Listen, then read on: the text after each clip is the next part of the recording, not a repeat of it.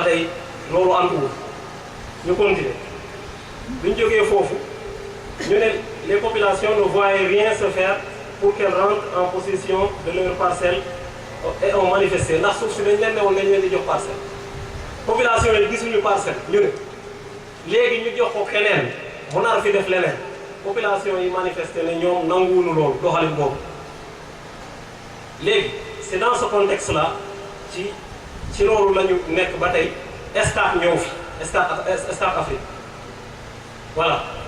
dans sa cargaison de conteneurs de promesses mu indi fi ay promesses ne dinaa fi indi courant def ko ci 7 quartiers yi nekk Mbomboy dinaa fi tabax ay yoon ci village u Mbomboy jële ko ci route Sindia dugal ko fii mais dinaa clôturer case de santé bi transformer ko def ko dispensaire waaye Escale ñoo digge woon loolu ci li journal bi wax ba tey dinañ fi tabax tam CM l'aménagement sur le site de la zone abritant le lotissement du village et l'utilisation de la main-d'œuvre locale dans tous les travaux sur le site. ñu ne tam ñiy liggéey foofu ci doomu dëkk bi lañ leen di jëlee maanaam tabax yi ñu fa bëgg a def lañ fa bëgg a exploiter doomu waa Mbomboy yi la ñuy jël ñu tabax ko loolu la fi Escale waxoon mais nag ñu ne ci mujj gi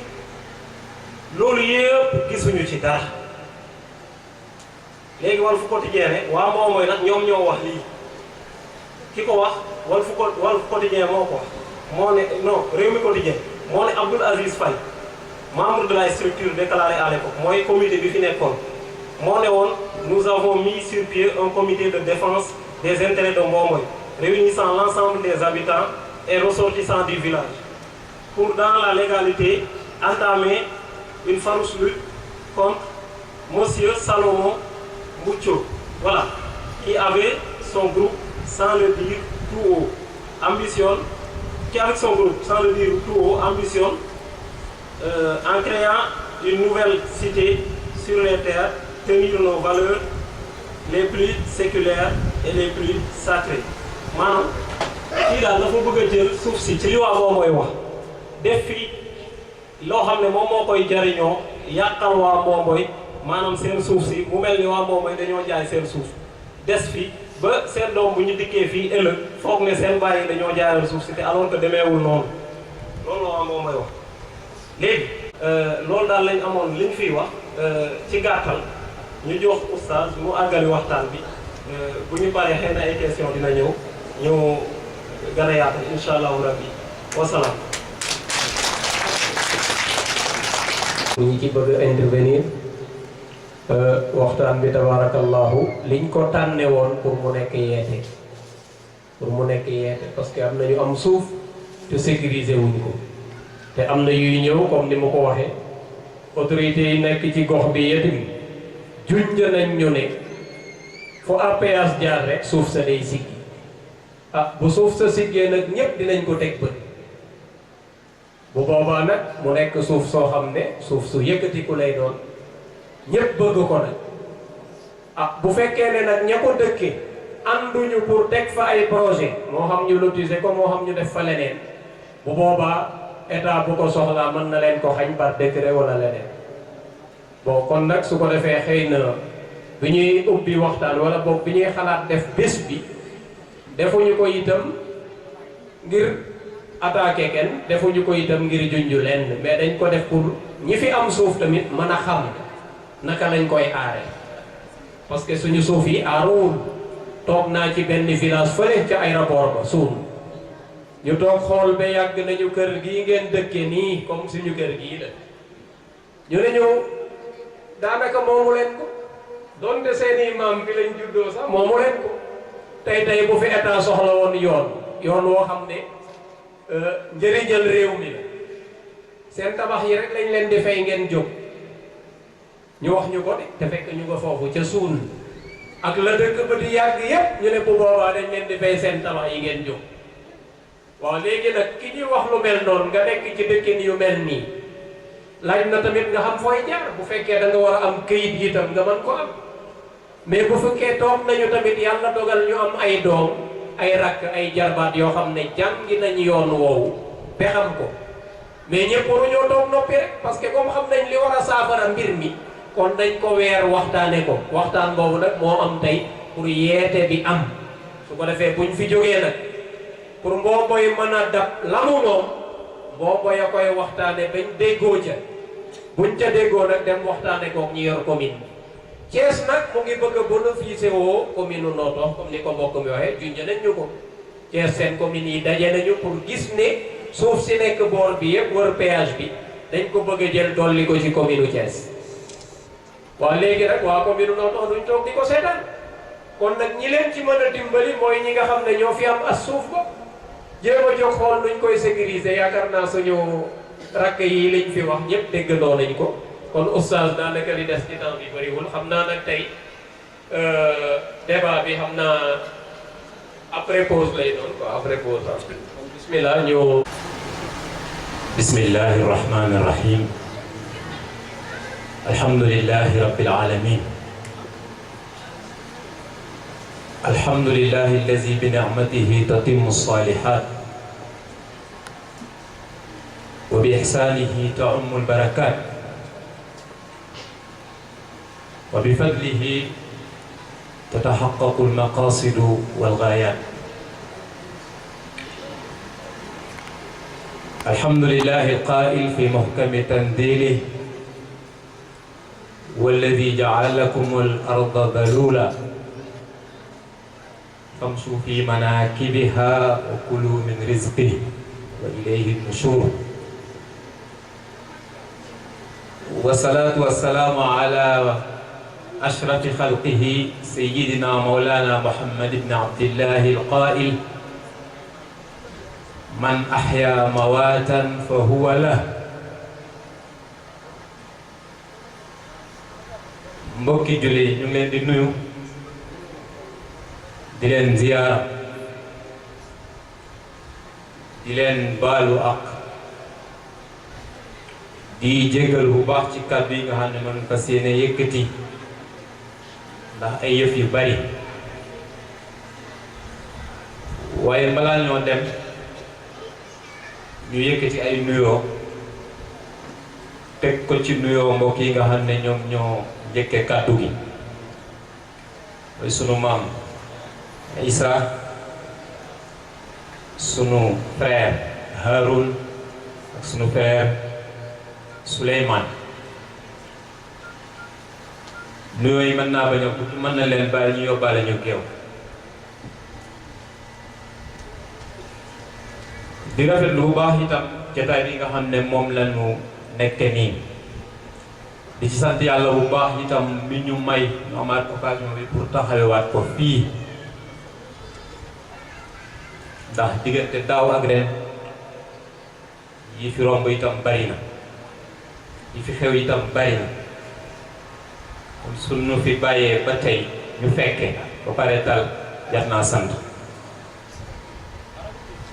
di rafetlu bu baax li fi génn itam ci xam-xam doo nga fi génn leneen génn sunu borom def ñu waxoon ci alquran ne walawla nafara min kulli firqatin minhum taifa liyatafaqahu fi ddin wa liyundiru qawmahum ida raja'u ilayhim laallahum yahdarun li ko gënaloon mooy dëkk bu nekk dañu organiser wu def benn kuréel bu ñëpp mënul dem jàngi itam am kuréel bu dem jàngi kuréel googu nag li fait que wóolu woon leen bañ leen dem leen jàngi bu nu mokkalee nañ ñibbisiwaat bu nu ñibbisiwaatee nag yundiroo qawma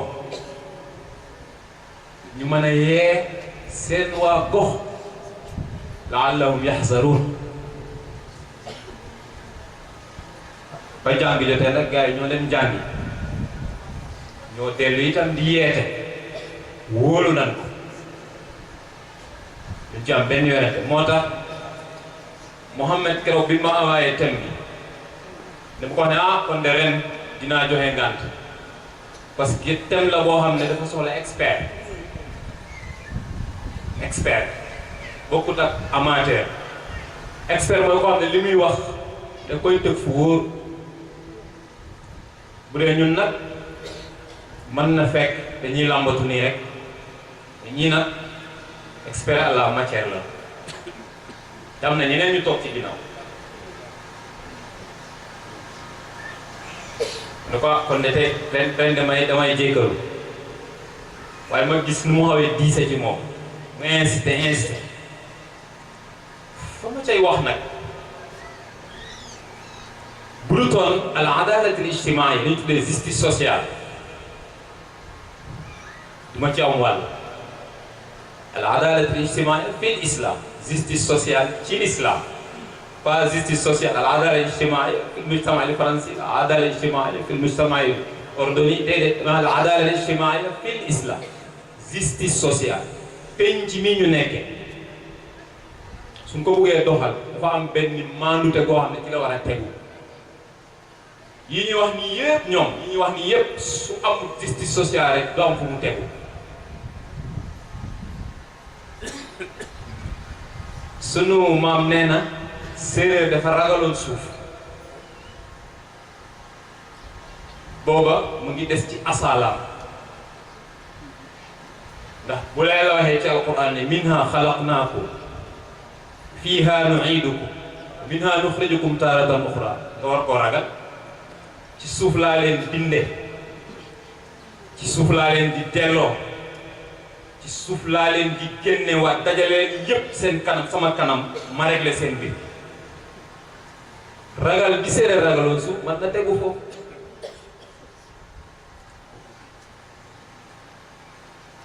bi ñu fi wàccee itam dafa wax ne jàng naa bi dafa wax ne walladi anshaakum fil ardi wastaamarakum fiha moo leen wàccee ci kaw suuf si sàkku ci yéen ngeen dundal suuf si sàkkul ci yéen ngeen moom suuf si dafa sàkku ci yéen ngeen dundal suuf si wastaamarakum fiha wa talaba minkum isticmaara hadihi al ard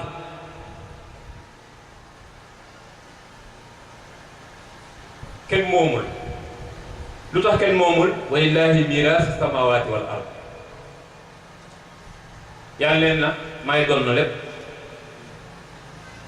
ndax du dee keneen ku dul dee mooy doon lépp kon mën nañoo déparé foofu bi ci des nag comme que ñun côté bi ñuy dem mooy al adalat al ijtimaia justice sociale nit ñi Ibnu Khaldun nee na al insanu ijtimaiyun bi tabi doomu aadama yàlla da koo bind mu buur jëm ci dajaloo bëgg dajaloo mënta dund moom kese foog mu am ku mu seqal penc léppam dafa aju ci wàllu jëflante te buy jëflante nag dafay jëflante da ko yàlla booleel penc ndax ñetti qaanuun ñoo tax beneen ñu ko def qaanuunul xayaat az-zawjiya qaanuunu tabaadulul manaafi' qaanuunul xayaat az-zawjiya moom la ñuy tuddee loi vie conjugale nga xam ne bi nga juddoo yow kese rek fa nga njëkkee buur jëm ci sa morom muy wuti sa morom bu jigéen pour mën ci sos famille boobu ñu tudde ko muy sama bi gën a tuuti maanaam société bi gën a tuuti ci société bi muy màgg nag fa nga commencé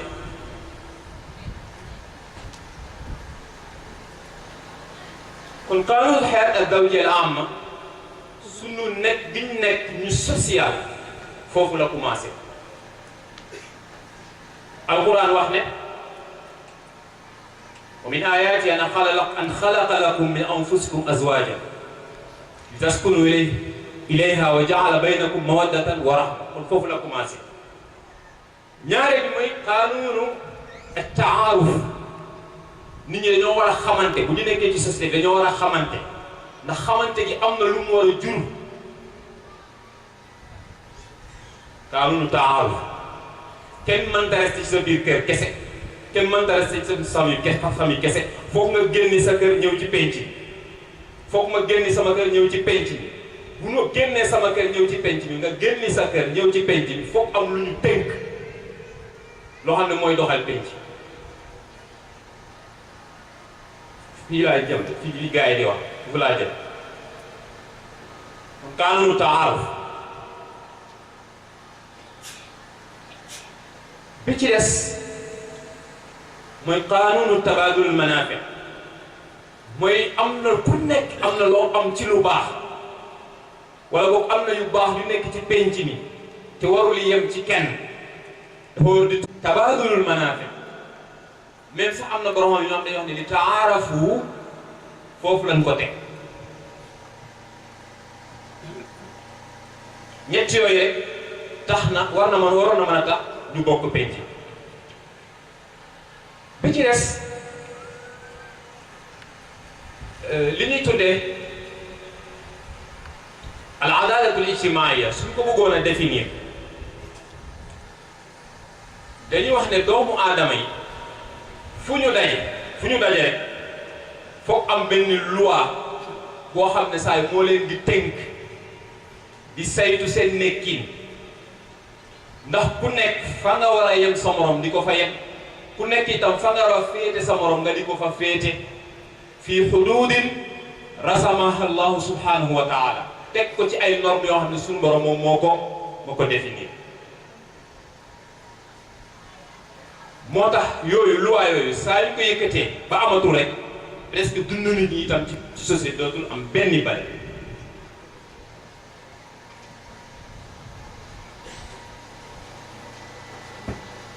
justice sociale tekkiwut lu dul al musaawaatu bayna jamii al afraad baat bi ñuy wax te di ko wax te bés bu nekk doo gis njeexitalu baat bi am nañu soxla mooy al musaawaat bayna jamii al afraad mooy yemale ñëpp képp koo xam ne yaa ngi duggat ci société bi rek ñu yemale la ak sa morom sans autant que ñu seet lu la wuutale ak sa morom musaawaat bayna jamii al afraad yemale googu noonu ñu jaare ko fil xuquuqi wal waajibaat ku nekk da nga am ay devoir ku nekk itam da nga am ay droit ni ñuy seenoo ci yow ngay def say devoir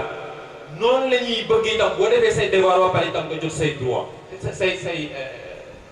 nu mu tuddee al xuquuq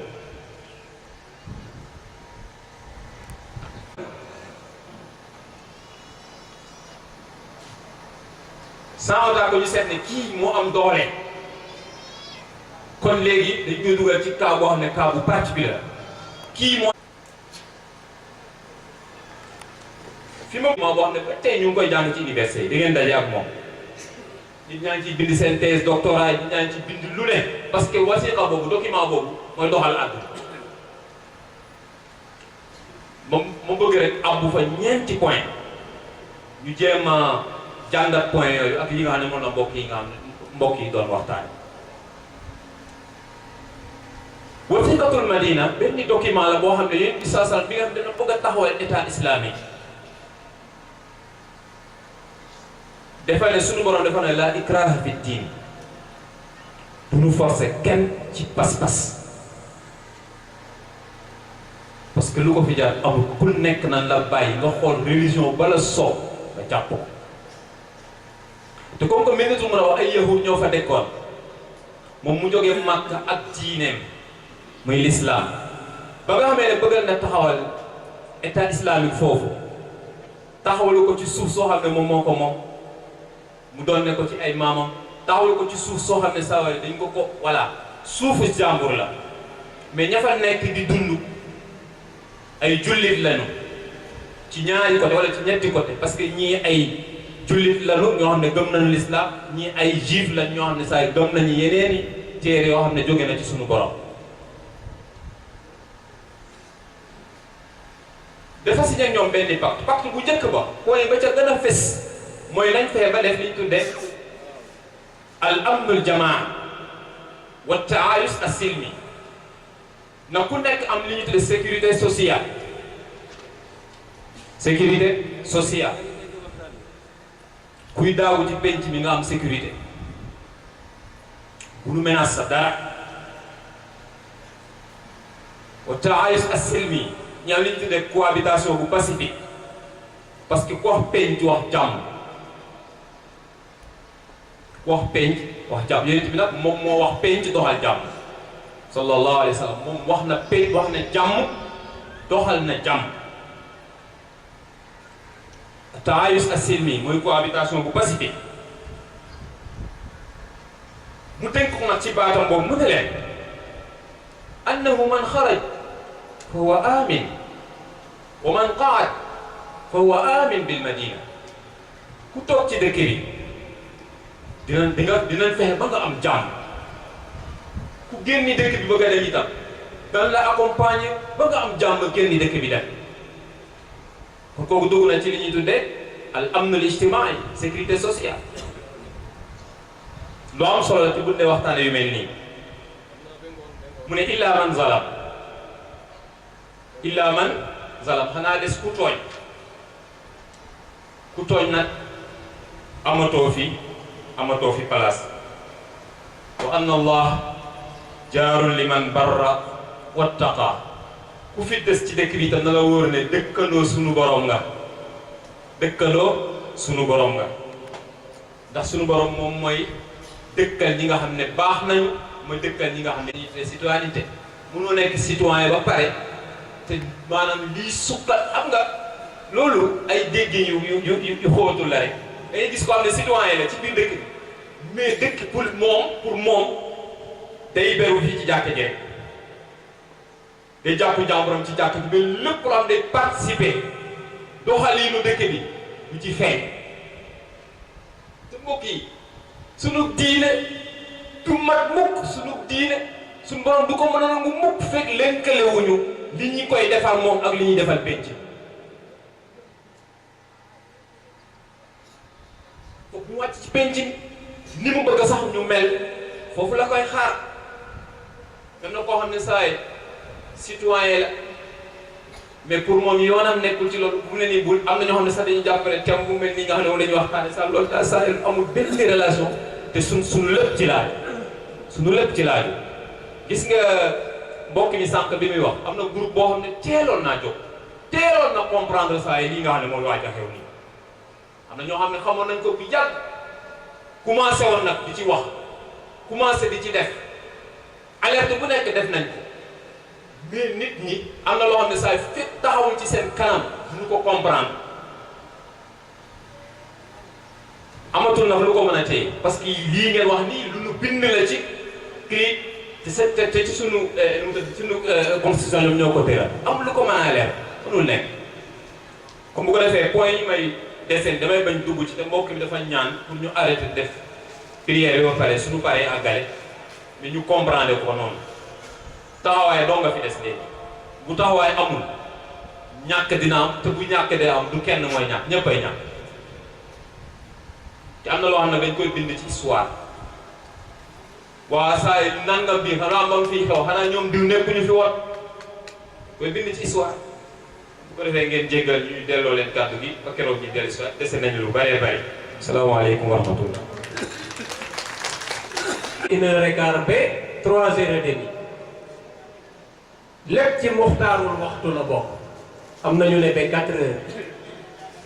fi sa jëmm fi sa takkandeer di tolloog sa jëmm wala muxtaaru tisbaar jeexee te loolu day fekk tàkkusaan dugg na moom tàkkusaan ñu ànd darooriya ba jant sox yaa ngi ci biir waxtu am na ñoom ne nag waxtu jotee julliwuñu du 2h15 rek muxtaar bi dem na ba 3h30 ba 4h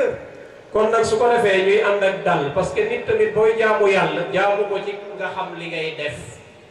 jaamul yàlla itam nga xam ci li muy jëriñ julli ku ñu laaj njëriñam lan la yàlla mu ñuy nattu ci nangu nañu rek baatu nangu kese moo tax mu ne was jot wax tamit bu ngeen sujoodee jege yàlla lu waral sujood mooy yaay wane nangu kon su ko defee ñu dalal xel yi tamit ci waxtu julli su ko defee ñu jox bokk waa access ñoom it ñu andi seen contribution parce que dañ ñu ñaan ne dañu am ngant maanaam dañu am fu ñu war a dem bo kon jërëjëf Mohamed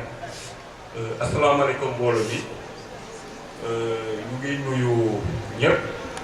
di jiital nuyu bi ki nga xam ne mooy maire Noto di ci teg aussi chef du village dëkk bi nga xam ne moo fi teewal président de la république di ci teg aussi imam di nuyu aussi association Baslin Jamaxe maa jamee ngeen baal jégal ba ci invitation bi vraiment ñu di ci kontaan di ci sawar ñëw pour mën cee mën a fekkee mais aussi mën a participer di remercier aussi ñi nga xam ne ñooy conférencier di leen féliciter parce que maak ci ma àndal ma présenté wu ma sax maa ngi tudd Ablaye Seck nekk ci association bi ñuy wax ACCES mooy association d'action concertée pour l'entraide et la solidarité maa ngi ànd ak ki ñuy wax Ibrahima Ba moo toog nii ci ginnaaw donc ACCES benn association d'appui au développement local buy yëngatu ci wàllu développement durable ak économie solidaire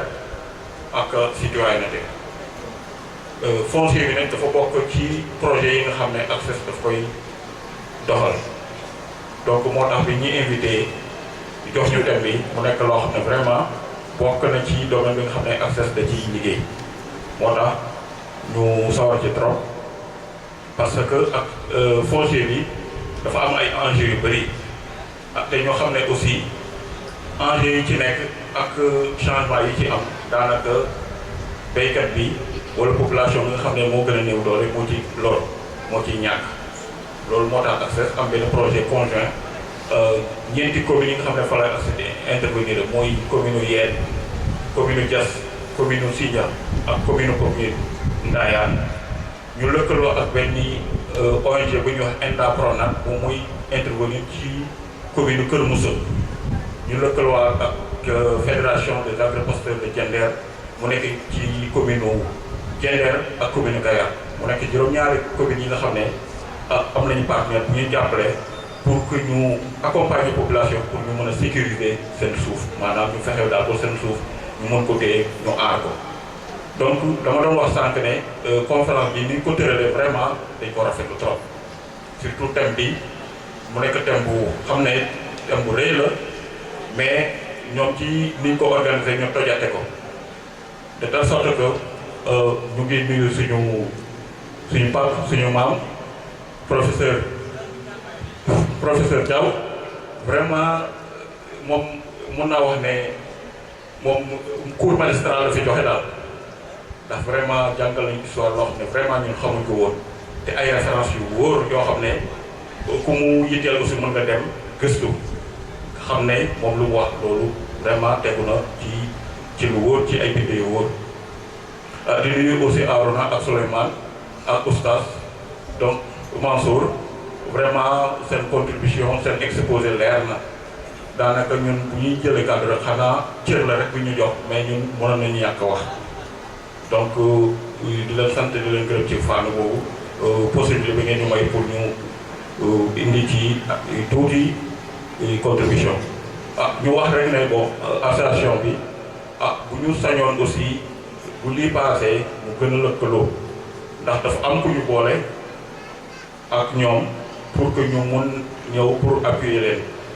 mais yaakaar naa ne warul nekk benn bés rek mais dafa war inscrire dans la durabilité comme ñun dañuy liggéey ci foncier te gis nañ ne fii am na ay jafe-jafe ci wàllu foncier ci wàllu suuf xëy na am na liggéey boo xam ne war nañ ko mën a àndal def ko muy association bi wala muy dëkk bi yëpp muy Mbomboy donc loolu lu am solo la ñu wax rek ne li waral enjeu foncier am dëgg mooy que tey di fi suuf toll du ma wax sax ci àddina parce que projet day gudd mais en tout cas au niveau du Sénégal fi ñu wax triangle Dakar Thiès Mbour gi dafa am vision pour développement zone boobu nga xam ne xat-xatu Dakar yi fa amoon yépp mëntu fa nekk ñu doxal ko fii donc aéroport international Diass mu ngi nii seen wet ak autoroute à péage yi ak bii nga xam ne fii la jógee war a dem Touba mooy Ila Touba bi je pense que am na yeneen yoo xam ne aussi dafay am impact maanaam dafa am jeexital ci dundunu askan yi ñi nga xam ne ñoo dëkk ci zone boobu moo tax bo l'agence nationale d'aménagement du territoire dafa def benn étude schéma directeur nga xam ne wax na diggante Dakar Thiès Mbour te ëmbaale na Mbooboy ak li ko wër am na nu mu ko bindee ne lii fii ni mu ko tëree daal ne suuf si naka lañ koy occupé ci wàllu dëkkuwaay ci wàllu industrie ci wàllu environnement ci wàllu activité économique ci wàllu habitat donc daf ko séddale pàcc la ko yëpp de telle sorte que ñun dañuy dund loo xam ne ñun mënuñ ko rëcc mënuñ ko changé kon ñun dañoo war a waajal suñu bopp préparé ba nga xam ne impact yooyu mu bañ a gis ci ñun mooy sécurisation foncière bi ñu doon wax léegi. donc sécurisation foncière li ñuy invité nit ñi mooy képp koo xam ne am nga suuf nga fexe nga dem au niveau de la mairie nga am acte de délibération boobu droit précaire la parce que am na ñi doon def conférence wax nañ ko léegi loolu du moomeel droit d'usage nga am maanaam mën nga ko jëfandikoo li nga def ci kaw moom nga moom mais suuf si moomoo ko donc liy mën a tax nga moom suuf si dafa am yoon te boobu mooy jéego bu njëkk bi boo amee délibération nga mën a dem ci beneen étape muy demander bail parce que suufu domaine national wax nañ ko kooku état moomu ko nation bi moo ko moom mais ki koy jëfandikoo moom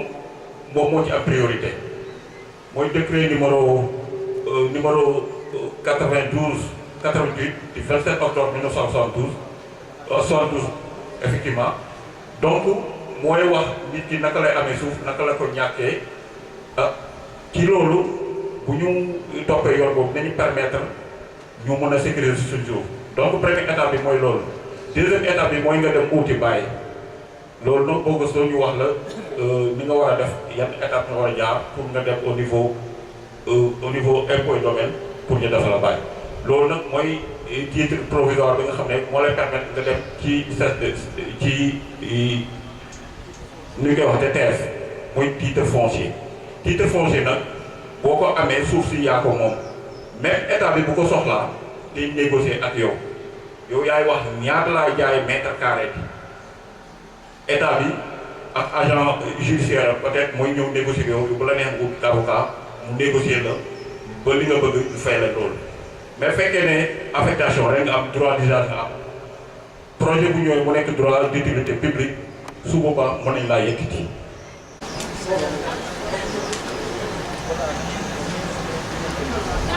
waaw man nañu wax ne waxtaan bi tey nekk na jàngat bu yaatu nag ci suñu gox bi de te njëriñu ñëpp la itam parce que koo gis rek muy nit muy góor ak jigéen soxla nga suuf soo dëkki. wasalaatu wasalaamu ala rasulillahi sallallahu alayhi wa sallam di sant yàlla di julli ci Yonent bi sallallahu alayhi wa sallam di nuyu mbooloo mi comme ñi ma jiitu waxe di rek feddali maanaam participer tuuti rek ci jataay bi bon di fàttali man maa ngi tudd Ibrahima Ba sànq rek bi may dugg am na benn séeréer bu ma ne dugal rek si say buur nga ñëw ma koy fàttali ne nag buur ci àll kenn la te comme man maa fi pël nañu nangu ma nekk seen buur rek ba keroog may ñibbi waaw donc maa ngi tudd Ibrahima Ba di yëngatu fële ci access kuréel bi ñu ne access fa laa jógee yàlla natoo ma it may yëngatu ci projet bi ñuy wax sécurisation du patrimoine foncier des populations bi nga xam ne li ko tax a jóg mooy fexe ba ñoŋal suufu askan di projet boo xam ne également dafa méngoo ak thème biñ fi wax di sant aussi association yi parce que vraiment dañu permettre ñu ñëw jàng waaw parce que Yonent bi sallallahu alayhi wa sallam oustaz maa ngi wax ci sa kanam nee na ki nga xam ne jël na yoon pour wuti xam-xam kooku yàlla da ko yombal yoonu àjjana donc ñoom dañu permettre suñu jataay bi ñu ñëw wut si xam-xam parce que déglu nañ fi sànq suñu papa bi li ñu fi waxal ne boo xoolee séeréer yi ñoom seen gis-gis ci wàllu suuf mooy suuf kenn du ko moom dañ koy jëfandikoo te boo xoolee esprit loi du domaine national loolu la maanaam suuf bu jëfandikoo rek nga ci man doo ko moom donc loolu aussi daf ñu war a yee ñu defaat ressource wu maanaam xool suñuy aada bu baax parce que lu am solo la balaa ñuy jël yeneeni aada wala leneen di ko méngale suñu xalaat donc loolu lu am solo la li ma ci yokk rek mooy sànq suñu professeurs yi ak seen exposé yu am solo yu ñu fi wax ci réforme foncière yi nga xam ne jot na am Sénégal maanaam am na lu fi amoon lamaana moo fi nekkoon dem ba loi sur le domaine national loi 64 ñëw indi droit bi ñu mën a tuddee droit moderne mais ñu xam ne aussi depuis lors am na ay maanaam tentative yu ñuy jël pour def réforme foncière looloo waraloon sax ñu ne dina baax tuuti ñu indi suñu contribution parce que yaakaar naa ne xam ngeen actuellement Sénégal mu ngi ci processus réforme foncière am na commission boo xam ne depuis 2012 lañ ko teg maître Doudou Ndoye yoroon na ko après mu dem actuellement ki ñu ko jox mooy le professeur Soura moo ko yor di la commission nationale sur la réforme foncière bi nga xam ne dañu jàpp ne loi sur le domaine national depuis 1964 la te xam nga 64 ak léegi c'est 53 ans xam nga lu mel noonu même ci nit sax boo gisee bu demee ba am 53 ans day xaw a froissé donc day baax ñu yeesalaat te loolu aussi dafa am solo dégg naa fi ci waxtaan bi am na ci lu bari loo xam ne gis nañ ko ci ay jafe-jafe ci wàllu suuf ndax da ngay xool domaine national ñu ne la suuf si bi nga yor moomuloo ko mënoo kaa jaay mënoo kaa tey la doo ko donn automatiquement loolu nit ñi gis nañu peut-être loolu tax na lu tax nit ñu bari di jaay seen suuf parce que da nga naan comme lii moomu ma ko naa profité def jaay ko balaa ñu kaa jël donc xalaat yu mel noonu tax na ñu ne nañu réformer suuf si te tey jii liggéey bu bari def nañ ko ci fànn boobu ba actuellement commission bi génnee na benn document un document de politique foncière boo xam ne depuis 17 octobre lañ ko validé si document boobu nag yàlla def na ñun grâce à ce projet là ñu def ci liggéey bu bari parce que commission bi da doon wër Sénégal di def ay recueil di jël xalaatu nit ñi lan mooy seen parce que lu mel ni suuf damaa jàpp ne waruñu ko def te nit ñi laaj ñoon seen xalaat wax nañ ko fi léegi suuf dafa nekk loo xam ne dafa jege nit parce que suuf nit si la jóge te ci lay dellu yow suuf te da ngay dégg nit ñi di ci waxe ak dënn suñu suuf de ku ko laal jar nañu suñu paquet xam nga loolu lu yéeme la donc ñu def ci xalaat yu bari ñun aussi suñu zone boobu projet bi permettre ñu vraiment ñu dem ci village yi communes yooyu laaj leen seen xalaat ñu tënk ko ci kayit société civile bi nga xam dañ koy liggéeyal ñu fexe ba information ñu remonté ko au niveau national ba document boobu document tey jii bi ma leen di wax am na xalaat yu bari xalaatu béykat yoo xam ne ñu ngi ci document boobu comme professeur Sank wax na ko fi nee na nañu fexe ba promouvoir exploitation agricole familiale bi nga xam ne du ñu jàpp rek agriculture industrielle bi loolu def nañ ko ci biir am na xalaat yoo xam ne dañ ko ci biir document boobu te aussi Souleymane aussi wax na fi nee na suuf ak solo bi mu am war nañu fexe ba am ci consensus te yaakaar naa ne depuis Sénégal ba mu nekkee Sénégal mosuñoo am document de politique foncière te tey liggéey nañ liggéey bi nga xam ne nii am na benn consensus buñ ci am ba def nañ document boobu donc pour wan na ne am na consensus mais nag nañu xam ne suuf dafa nekk loo xam ne mënuñu nit ku ne ñu jël sa xalaat c'est-à-dire que mënuñu ku nekk sa préoccupation sa mbëbër rek ñu def ko ci document boobu te document boobu tey disponible na jot temps bi duñu ko may pour ñu si ñëw mais document boobu ñun ñu ngi rek moom peut-être ak Ablaye suñu jokkoo mën leen envoyé document bu c'est un document de 50 pages ak aussi proposition yi nga xam ne société civile def nañ ko parce que nee nañ document politique foncière xam nga mooy xàll suuf nan lañ koy jëfandikoo maanaam bu ñu yem rek ne def nañ document bi parce que gis nañ ne béykat yi lu ci bari luy tax ñuy jaay seen suuf bëgg nañoo béy mais dañoo amul donc nañ ci boole ay mesures d'accompagnement nit ñi ñu fexe ba jàppale leen pour ñu liggéey seen suuf donc ci gàttal daal loolu rek laa doon indi ci ay contribution ngeen jéggal ma. waaw kon ñu croiser rek ñu mën a commencé waat pour nit ñi war a joxe seen xalaat ci waxtaan wi andi ko parce que muy jeexal bu defee intervenant yi ñu fi jotoon a am rek mën nañ ñëw participer joxe seen contribution bu ñu paree bu amee ñeneen xayrun bu amul nag gars yi conclure. mbokk yi kon ñu delluwaat rek nuyu leen rafetlu itam bu baax a baax bàyyee xel gi mbokk yi di bàyyee xel jotaay bi bu fekkee ne am na lu muy tegtale rek dafay tegtale ne mbir mu ñor ñëpp la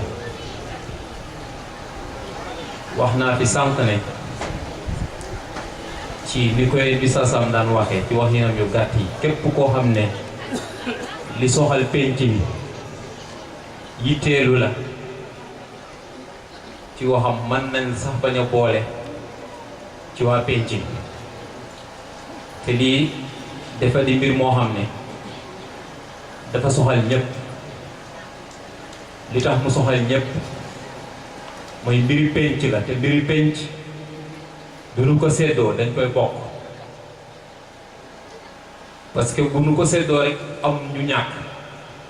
te kenn warul ñàkk wala dañ koy bokk. yaakaar naa nag bi ñu fi toogee tey ci suba ba tey dëgg xam nañ ne xam-xam mañ fiy génn. parce que li ci gën a am solo rek mooy ku nekk domaine ba nga xam ne moom nga mëne ñu dégloo la ci côté boobu nga yee nit ñi te sànq bi ñu duggee fii li ma doon wax mbokk yi nga xam ne ñoo toog fii ak ñoo ñuy dem mooy waxtaan wi nit ñaa ngi koy bàyyee xel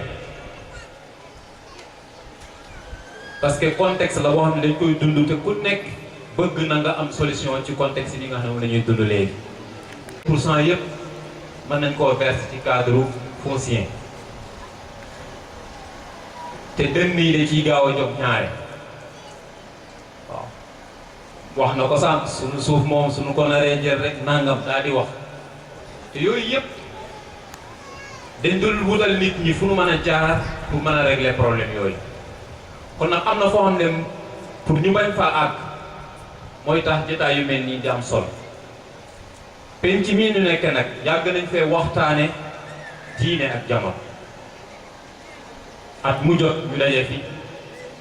wax ci li nga xam ne lii ma des na koo verser ci cadre diine ba mu jeex tàkk lii ñu verser ko ci cadre penc ba mu jeex tàkk mais seen thème mu ren bii dafa ñëw pour gàgganti yu bare bare moo tax ma doon ñaan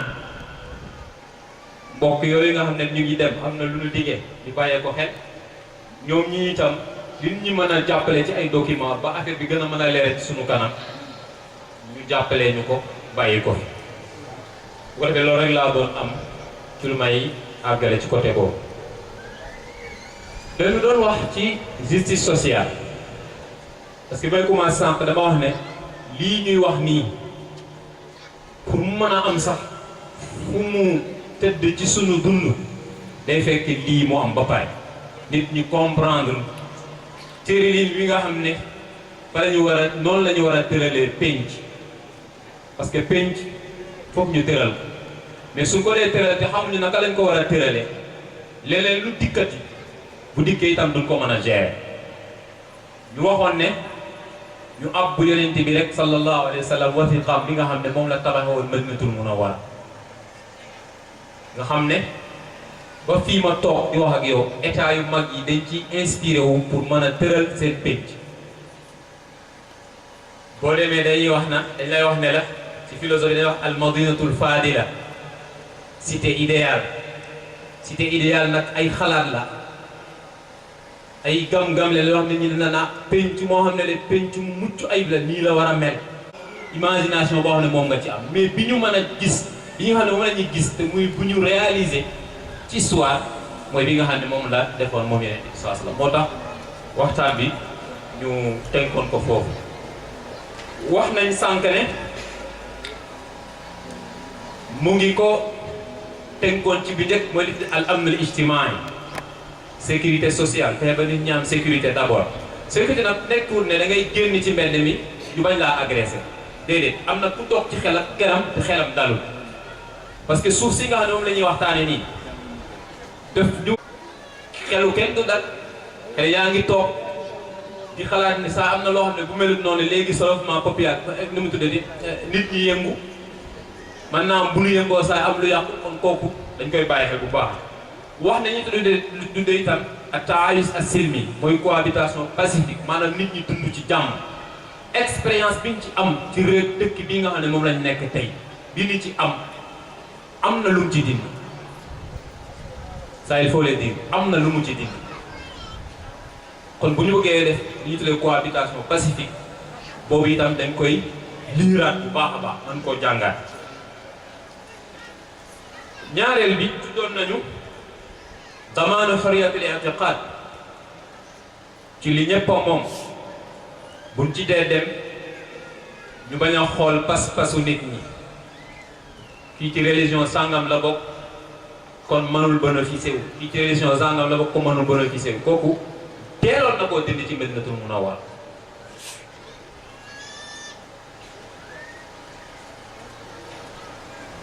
ñetteel bi nga xam ne fa lañ taxaw woon mooy damaanul musaawaat ak taama fexe ba garantiral nit ñi ne ñoom ñoo yem ci lépp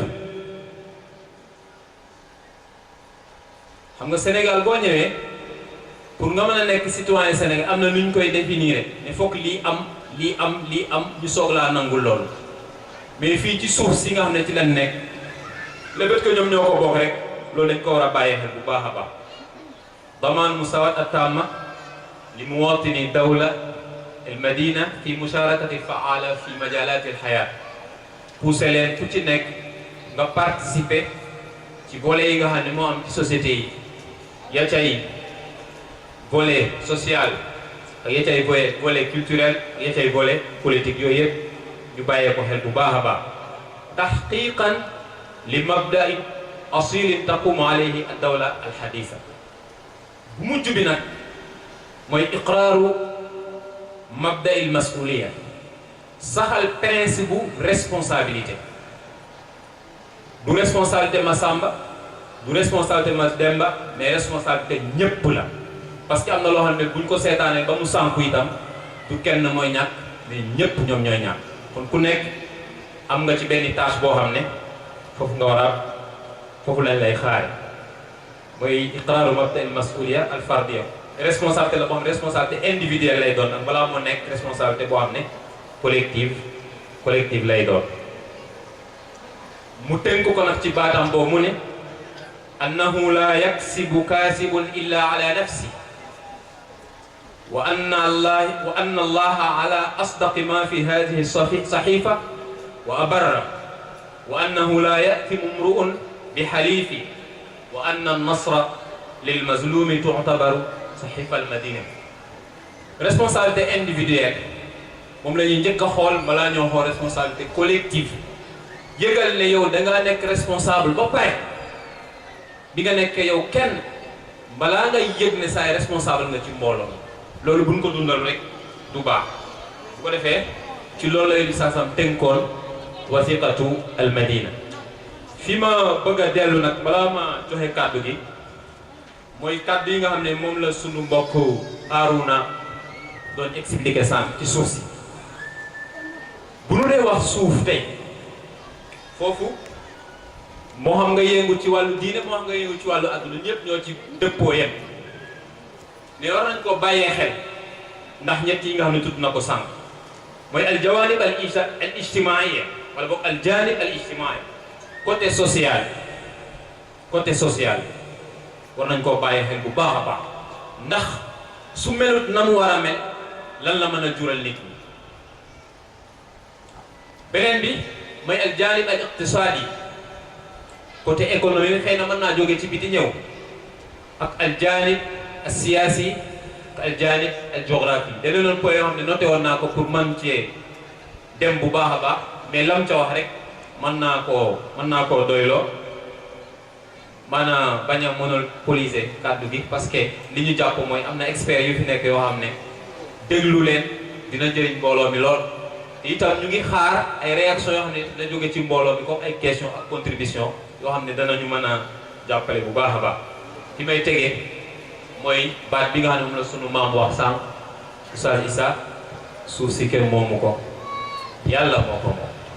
loolu nag aqida la pas-pas la boo xam ne jullit bu nekk danga ko war a bàyyee xel bu baax a baax walladi anshaakum fil ard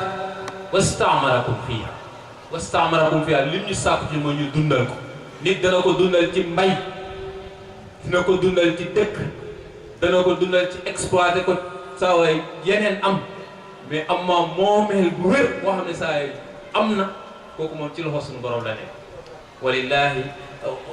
walillahi miraasu samawati wal ard bu ko defee mën nañoo taxawi noonu rek ñu mën a yaatal ba ñeneen ñi maanaam ex ñoom itam ñu joxe seen participation salaamaaleykum wa rahmatullah. waaleykum salaam wa rahmatullah. comme tabarakallahu ñu ngi am na loo xam ne yitte ñëpp la waaw bu yitte ñenn ñi rek mais yitte ñëpp la mën a doon pour mu régler kon nag xëy na ay ñenn dinañ ci yeete waaye njëriñ bi ñëpp ko bokk li mu wax nag ne bu fekkee mbooloo ñu ngi war a toog bokk benn mbir war caa jógandoo war caa amandoo yitte am ñu toog di seetaan day mel ni bokkuñ ci mbooloo comme li mu wax noonu sànq yonent bi wax ko wa man lam yaxtam bi amril muslimina fa laysa minhum bu fekkee ne da nga ne ci mbooloo mi nga bokk te lépp lu leen yitteel du la yitteel kon nag yow mënoo bokk ci mbooloo ma kon jafe-jafe yi am ci suuf tey nekkul ci gox yi kaw gi rek waaye ba ci ville yi ci la bokk surtout banlieue yi daanaka ñu dëkk daal ba seen dëkkuwaay fermé wu maanaam fàtt bokk ñoo xaw a tanee ni waaye ñi dese ay espace daal amatuñu jàmm te daanaka suñu boor yi nag dañoo dese ay espace yu ñu war a dëkki ay espace yu ñu war a béyee bu tayee promoteur bi ñëw indi projet am ndax ñu ne daa bëgg a béy daa bëgg a def lii ba fa muy mujjee ji rek seen loxo lay des ba fa muy mujjee ji nag seen loxo lay des boo demee bët Sénégal bu mag ba kii tudd na bët Sénégal sànq bu kireen mais bu mag ba nekk fële à Sébi Ponte école normale William Ponty ba ñu demee ba gars yi béyatuñ fa dëkk yi ko wër yëpp ñu ngi fay béy te taxul suuf sa jeex Sébi Ponte Déni Maligé Gorom 1 Gorom 2 Mbambilor Sangalkam dëkk yi ko wër yëpp ñu ngi fay béy te taxul sit ba jeex fu ñu mujje luyee ko benn naar pour 15 ans 15 ans ya mat na ba renouvelé waat na contrat muy fil-fili bi fay béy yàlla dogal itam li góor gi wax sànq ci wàllu suuf niñ ko daa amee ci côté séréer yi ak taal yeñ daa taal am na ñu jóge bitim réew di ay naar séréer saafeenu sébi yi jox leen suuf parce que luñ ko doon jënde sàngara à 100% luñ doon xaar si ñoom andi nañ ko côté bi may intervenir rek mooy enjeu économique bi 48 mooy benn indicateur qualitatif boo xam ne day wone développement dëkk bi maanaam amélioration situation de vie de la population muy jël ay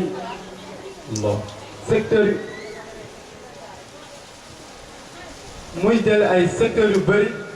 bokk na ci wàllu jàng bi bokk na ci wàllu am-am bi ak yeneen